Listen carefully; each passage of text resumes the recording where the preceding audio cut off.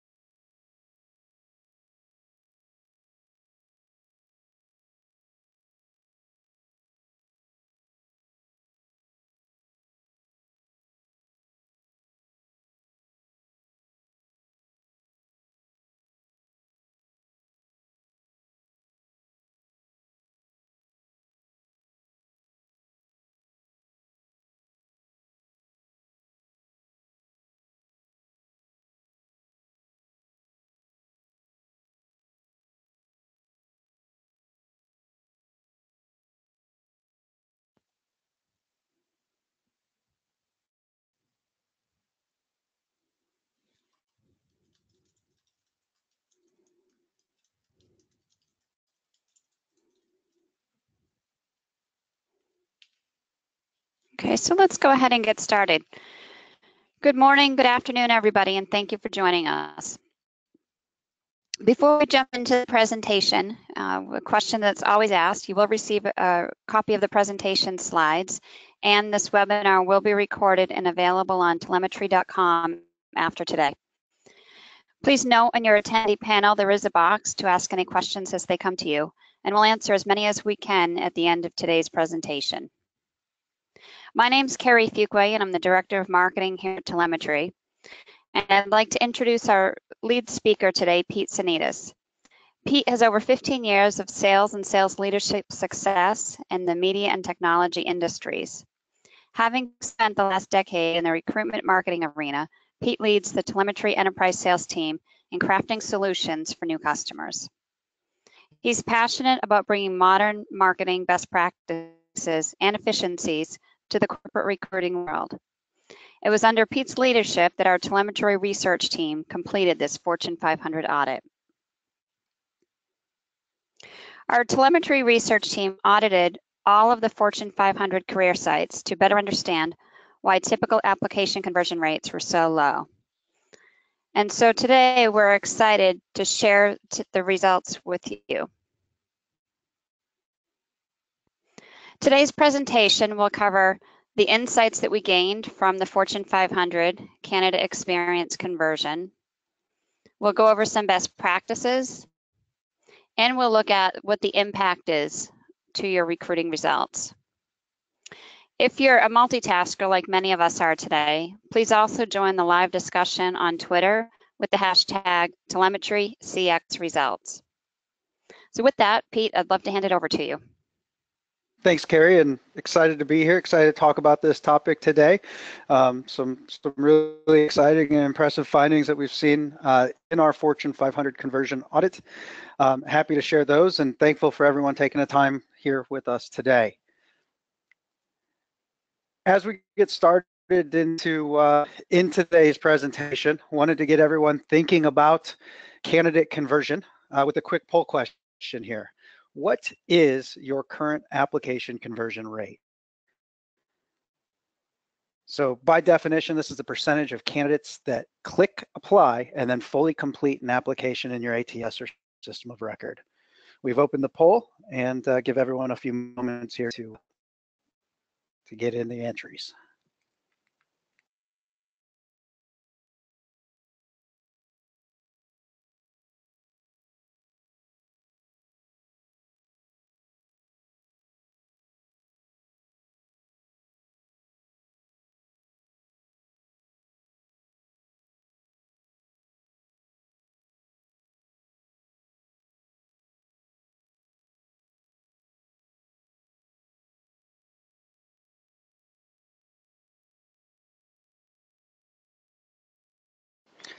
Excellent. It looks like we've got just about everyone who's going to put in a response there, and we appreciate that as a starter to this conversation here today. And we want to focus in now on why CX conversion is important to us, and why we conducted this audit of the Fortune 500 candidate experience from the conversion aspect.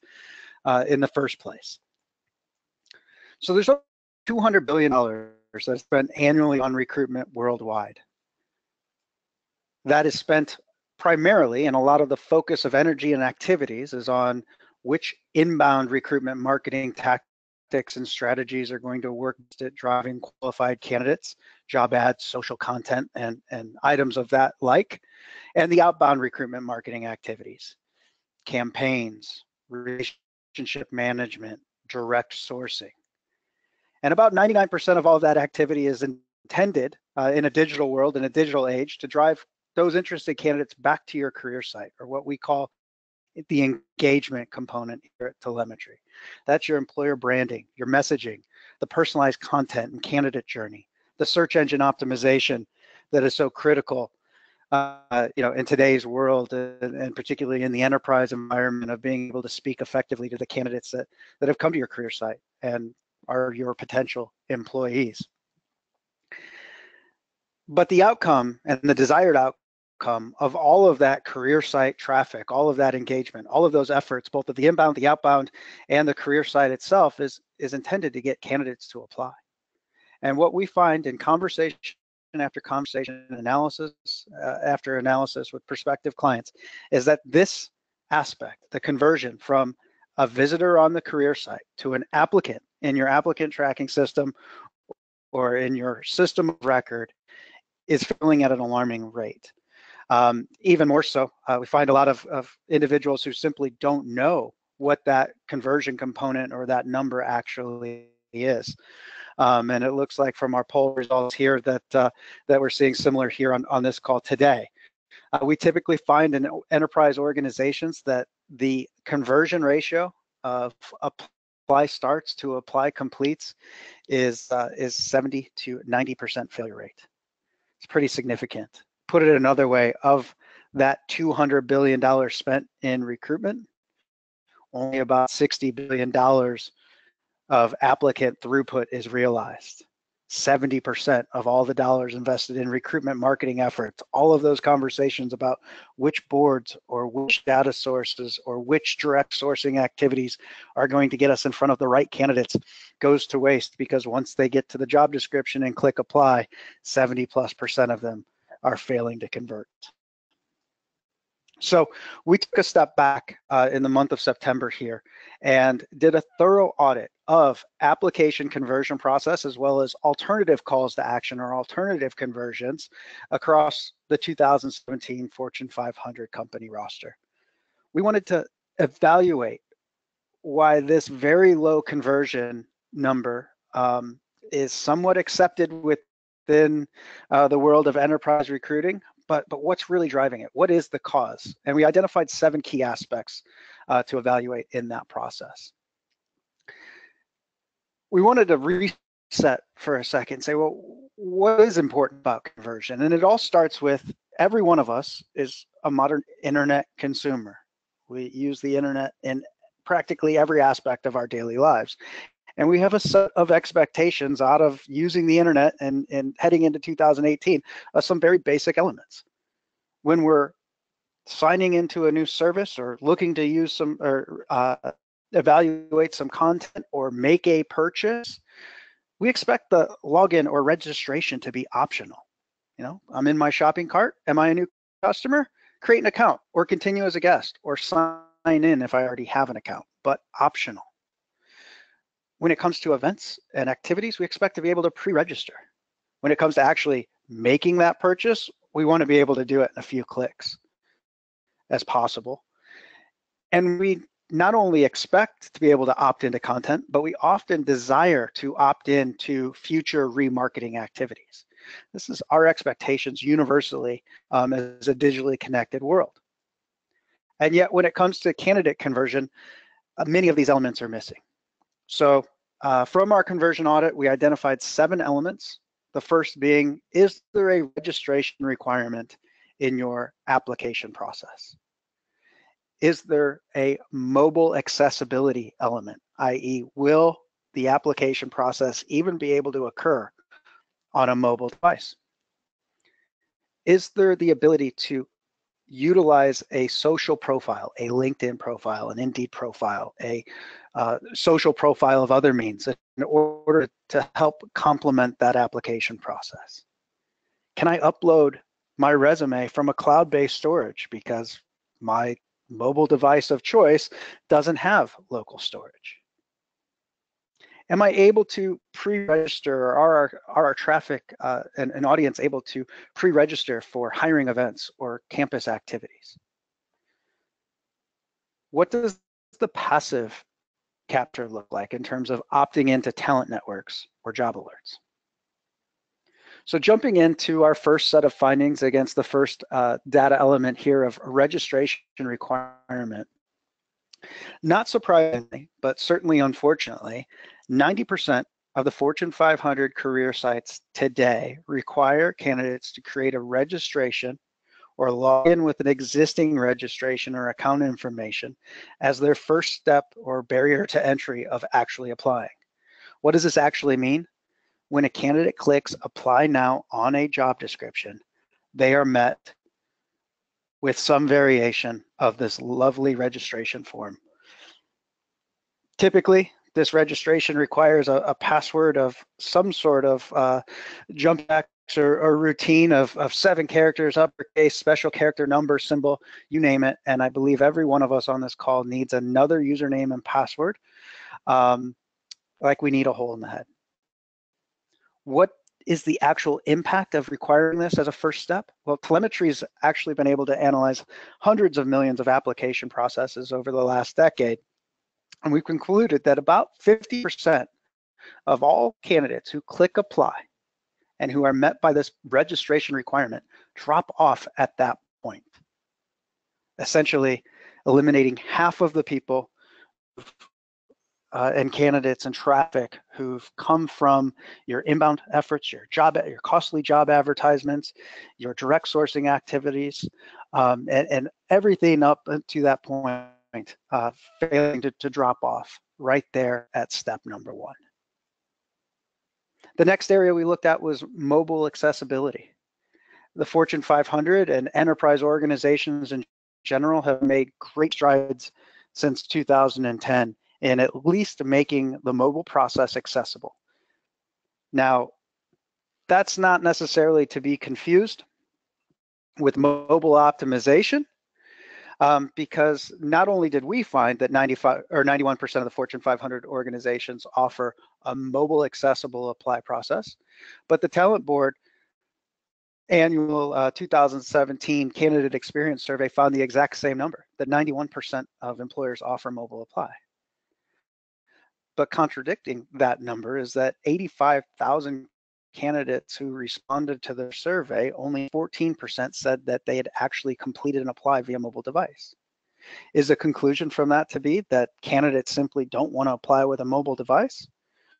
Or is it the reality that accessibility doesn't equal optimization? From our research and our findings, it's clearly more of the latter, that optimization is severely lacking for candidates of all device types, not just mobile. So looking at optimization, we kind of take the approach of, are you hiring for data entry skills? Because most applications will require 50 to 100 meaningful and relevant fields of data. Or are you looking for the best candidates for the role? So a couple ways of making that data entry element optimized for users of all devices, specifically mobile in general, would be to offer a social profile application capability or data entry capability. And thankfully, 66% of the Fortune 500 does leverage a career-oriented social profile, so LinkedIn, Indeed. And yet 32% of those Fortune 500 application experiences do not offer the candidate the opportunity to start populating those data fields with the information that already exists on their career-oriented social profile. A big miss. Compounding that, only 42% of the Fortune 500 application processes allow candidates to use a cloud storage-based service to upload a resume. And this is a big limiting factor, since some of the most major and popular mobile devices do not allow local storage of a resume. And the norm is becoming using such a service such as Dropbox or Google Drive to keep important files for use in a publicly portable way. So between these two aspects and these two gaps in the Fortune 500 process, for a large portion of these organizations, they're requiring mobile users to actually enter in 50 to 100 fields of data on a mobile device. Pretty good reason why only 14 out of 100 mobile users actually complete an application via mobile device, per the Tabletboard findings. Kind of looking at it through everything that we've shared to this point in today's conversation, out of 100 candidates trying to apply to Fortune 500 jobs via mobile device, 10 of them immediately drop out of the process because they can't even get into an apply page on the device. It simply isn't offered. Our findings then found that, and again, our historical findings find that about 50% or about 90% of those individuals are going to be met with a registration requirement at step one, and we know half of them are going to immediately drop out of the process.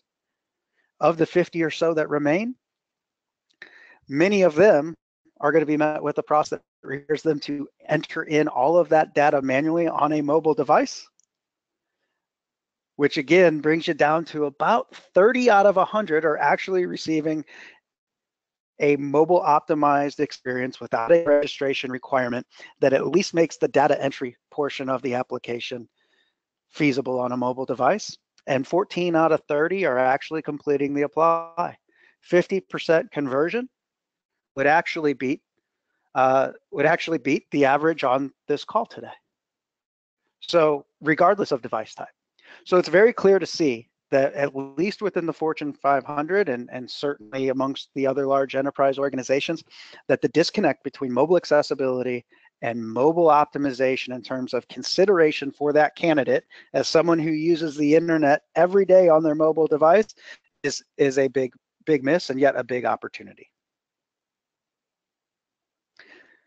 Here's an example of a truly candidate considerate candidate experience that's optimized in terms of conversion.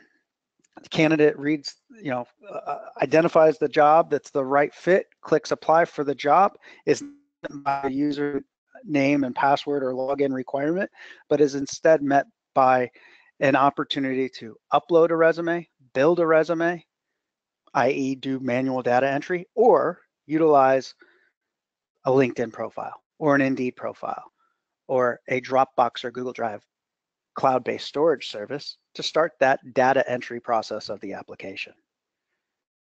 And provided with the opportunity to review those details as they've been extracted and populated on their behalf.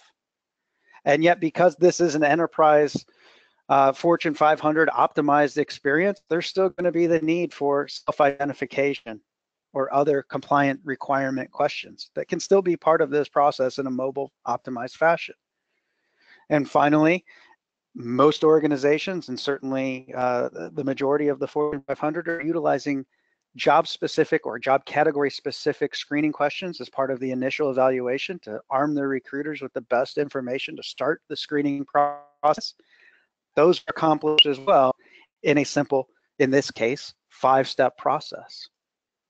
Once that's completed, the candidate is done with the process and the candidate is written into that system of record in real time.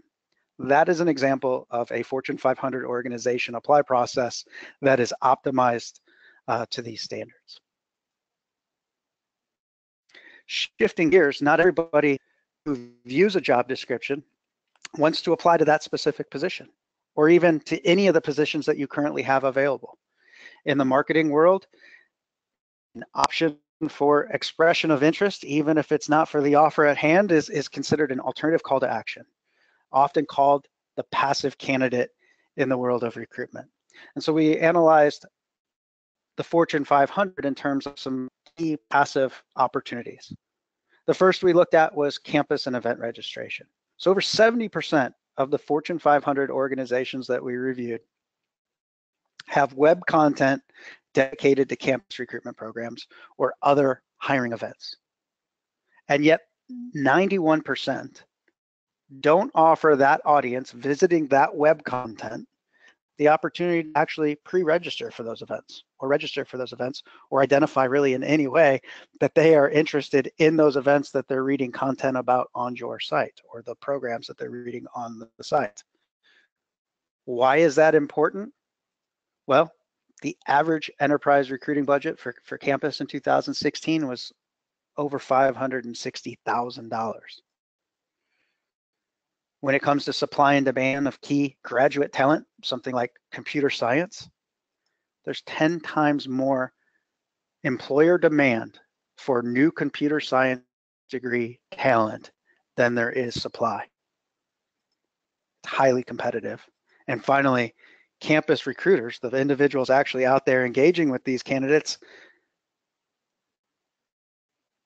are a significant investment with an annual salary of $68,000 per year per Glassdoor. All of it added up provides a really good best practice opportunity to be utilized as a recruitment marketing platform or a tool set that allows you to display your upcoming events, but not just display the events or the programs that you utilize, but capture the interested visitor information so that you can then feed your CRM, your remarketing capabilities, and have better analytics as to the actual performance results of your campus or hiring events. The next area that we looked at in relation to opt-in or passive alternative calls to action would be that of the talent network. Now, not surprisingly, over half, and thankfully over half of the Fortune 500 is providing a talent network of some fashion. But many of these talent networks fail to collect meaningful candidate data. There's not much you can do with them besides email everybody the same message if all you're collecting is an email address as part of your talent network. Many talent networks function solely as a job alert subscription. And to truly be effective, talent networks need to be powered by a CRM, which is why it's important to collect meaningful candidate data, AKA, please supply a resume or your social career profile, so that as recruiters and utilizing enterprise class CRM, you can actually identify the right candidates to send the right message to out of your talent network for future opportunities. 12% of the Fortune 500 force entry into the talent network. What's typically happening in that situation is something like this. Candidate clicks apply now. They're directed not to an application, but to a talent network form. They fill out the talent network form, possibly upload their resume or connect a social profile, and then are directed to a redundant entry of all that same information again in the actual ATS application. A better way of doing that, and certainly one that impacts performance and drives a much higher conversion, is to have apply actually mean filling out an application with no secondary step, in which everybody who applies agrees or consents to being remarketed to for your talent network purposes, and that applicant automatically is entered into your CRM for remarketing at a later date. And then truly keeping that talent network or specific talent networks by audience as an opt-in or an optional action on every job description or every relevant career site page. Lack of redundant data entry in this process can have significant impact in your actual application conversion. And we can't tell you how many times we've seen a huge disconnect between that forced entry talent network click versus the completed applications in that process. Finally, we evaluated the use of job alerts. 61% of the Fortune 500 organizations are utilizing job alerts. Almost incredibly enough, there's almost 40% of the largest 500 organizations in North America not utilizing this very simple and automated form of remarketing. It is a big miss. Another aspect there, and it's actually part of the 61% is many of these job alert opt-ins are offered as part of the ATS functionality and are buried behind that gated entry or that registration requirement. And so candidates don't actually get to utilize the job alerts unless they're already through that first step of the application process, which we know causes 50% drop off. So that's some simple best practices related to job alerts. Number one, turn them on if you don't have them, utilize them. But more importantly there, utilize a candidate experience solution that suggests and prompts subscription to job alerts as part of the job search and result functionality. Common sense. Candidate is put in keywords that are relevant, click search, starts to evaluate jobs and refines what is important to them, help guide them to a path of being remarketed to with job alerts. And then a second best practice is you really need to delineate the difference between job alerts and talent networks and not make them the same thing, because your remarketing efforts and the rest of your outbound marketing certainly can benefit from higher targeted capabilities. Overall, in summary, our key findings here related to candidate experience conversion and the Fortune 500. It's not a great story in general in terms of where the current level of satisfaction or best practice demonstration resides, with only about 17% of the Fortune 500 organizations delivering what we would call best practices or even world-class, with some opportunity for improvement, with 83% of the organizations out there receiving a poor or failing grade when it comes to these 7 data elements.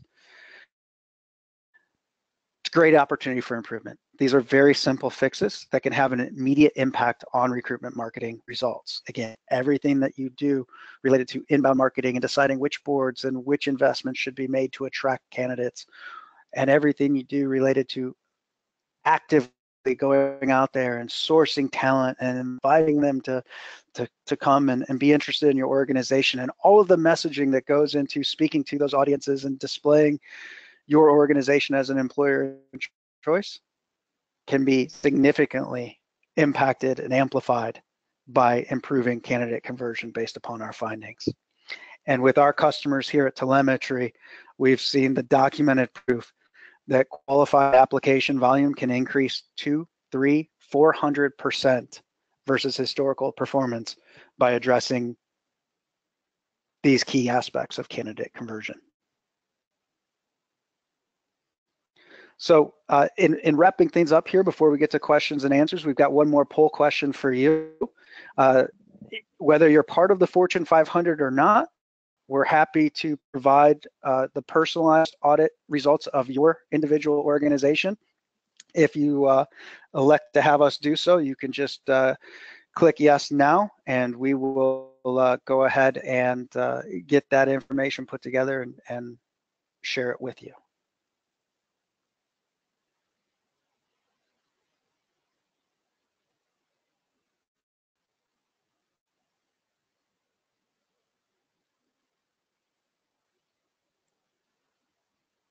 Looks like we got half of the audience still out there multitasking.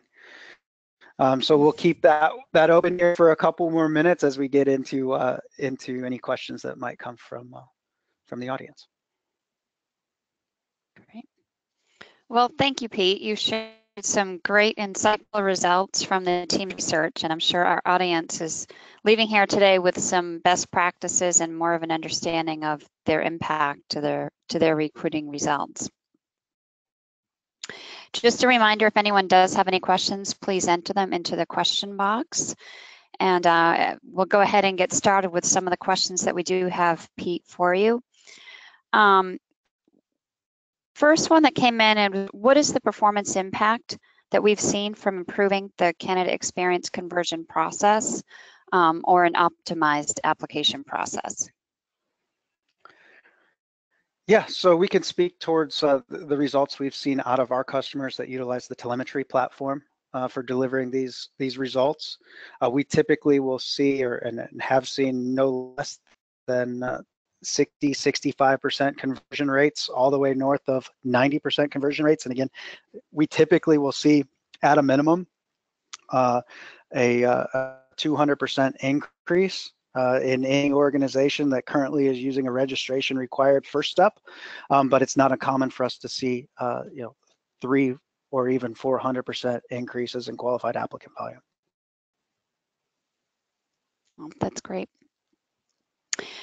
What's your perspective on ATS systems? Are any of them better than other ones? In the enterprise space, much like the rest of recruitment marketing capabilities, we tend to see enterprise ATS vendors accelerating or accommodating one or two elements of capability or important aspects, but neglecting the rest. And I think we see that from vendor to vendor. So, typically in the enterprise space, the registration requirement is a standard. Unfortunately, some ATSs by default utilize social profile as one of the data entry components as a first step behind that registration, which is excellent. Each one of them uses different services. So some cater towards LinkedIn or Indeed, or there's one out there that actually utilizes Yahoo. Not sure how relevant that is, but universally speaking, from an enterprise ATS capability, unfortunately, most of them have gaps in 5 or more of these elements. Or when it comes to the remarketing or CRM registration capabilities, most of them have that gap entirely. And kind of a related question, which of these factors that you've gone over is the most important? I think it's a progressive build or an evolution. Clearly, our data tells us that removing that registration requirement is probably the #1 way of having an immediate impact. But the consideration for mobile audience and or different considerations for different key talent areas is critical in this conversion concept. I think that's something we didn't really highlight in the audit, but is very important. Is conversion should look different depending on the audience type, depending on the persona or the characteristics of the desired candidates for each role or job family or geolocation. And a solution when it comes to application solution or candidate conversion solution in an enterprise world should be able to accommodate various